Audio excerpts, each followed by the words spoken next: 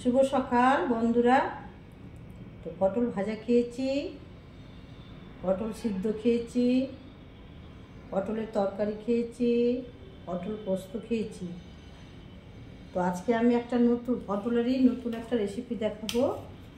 তো 6খানা পটল নিয়েছি আর কাঁচা লঙ্কা নিয়েছি চারটে কাঁচা লঙ্কা নিয়েছি, এই যে। তো এবার চাকু নিয়েছি একটা, আর পটলটাকে গোটা এই যে চেঁচে নেব, পটল ভাজার মতো চেঁচে নেব বন্ধুরা।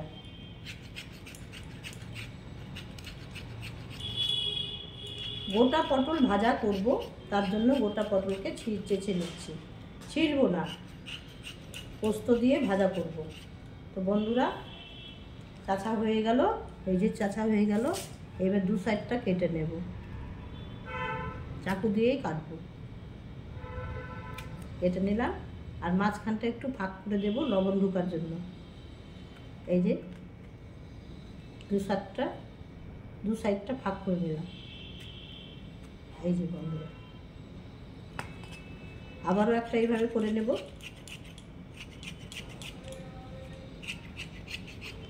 চেঁচে নেব।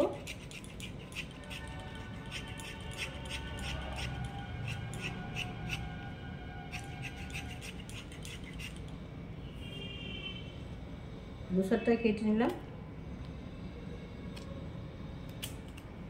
আর এই যে ফাঁক করে নেব, হাতেই করে নেব বন্ধুরা। আজকে আমি বটি ব্যবহার করছি না, চাকু দিয়েই করছি।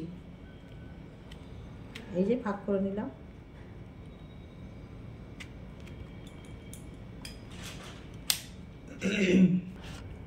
তো বন্ধুরা সবগুলো হয়ে গেল কাটা, এবার আমি ধুয়ে নেব।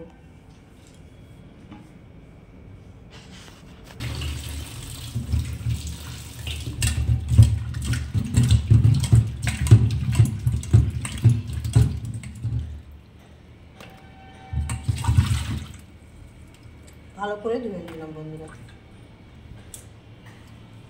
এবারে কড়াইটা গরম হয়ে গেছে, লঙ্কাগুলো দিয়ে দিই, পটলগুলো দিয়ে দিই।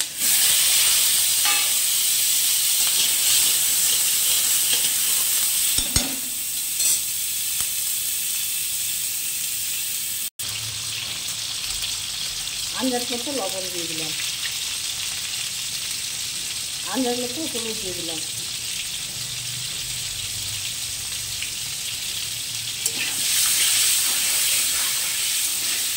গোটা পটল ভাজা পোস্ত কালো জিরা দিয়ে করবো বন্ধুরা।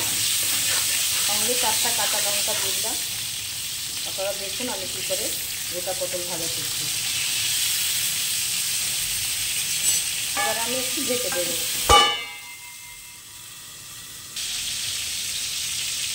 দেখুন বন্ধুরা লাল লাল হয়ে এসছে গোটা পটল ভাজা। বেশি লাল করবো না, ভালো লাগবে না খেতে। আর সেদ্ধও হয়ে গেছে, এই যে দেখুন সেদ্ধ হয়ে গেছে। এবারে আমি পোস্তটা দিয়ে দেবো, পোস্ত আর একটু কালো জিরা দেবো। দেখুন বন্ধুরা পোস্তটা দিয়ে দিলাম, আর একটু কালো জিরা দিলাম, ভালো লাগে খেতে। এবারে ভালো করে নাড়বো বন্ধুরা।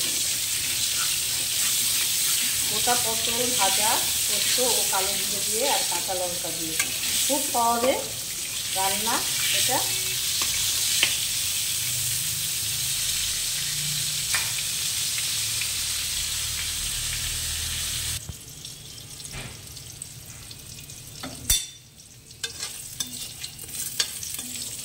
ভাজা হয়ে গেছে বন্ধুরা, এবার আমি তুলে নেব।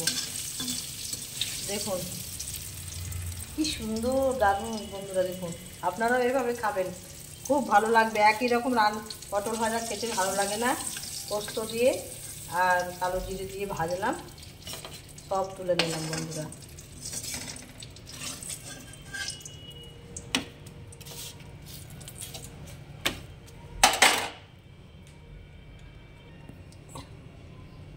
তো তুলে নিলাম বন্ধুরা, নামিয়ে নিলাম থালাতে।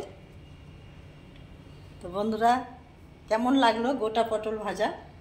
আপনারাও এইভাবে তৈরি করে খাবেন। তো পটল ভাজা আমরা ভাগ করে খাই 2 পিস করে।